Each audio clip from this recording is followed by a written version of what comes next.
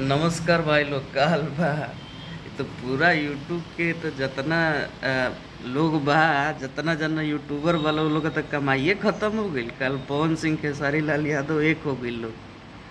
अब कैसे चली तारा लोग के दुकान, अगल बगल जितना चिट पुट बा लोग। खैर बहुत ही बढ़िया बात हुआ है, दोनों आपस में मिल गए हैं और काफ़ी अच्छे से मिले। और बहुत बढ़िया लगा देख के ये कि पवन सिंह और खेसारी लाल यादव एक दूसरे को गले लगा रहे हैं। बहुत ही ये अच्छा माहौल बन गया। अब सब सबके बारे में बोले, सबका गाना चले, मस्त रहे एकदम। भोजपुरी ऐसे ही बस विवाद से दूर रहे और दो चार लोग जो है इंटरव्यू में आके कुछ ना बोले। अब बहुत अच्छा माहौल बनवा दिया है। रवि किशन जी ने, मनोज तिवारी ने, बहुत ही अच्छा अवार्ड शो हुआ जिसमें बेस्ट सिंगर का अवार्ड पवन सिंह को मिला। बाकी बेस्ट इंटरटेनर का अवार्ड मिला इनको, खेसारी लाल यादव को। तो दोनों को अच्छा अवार्ड मिला है।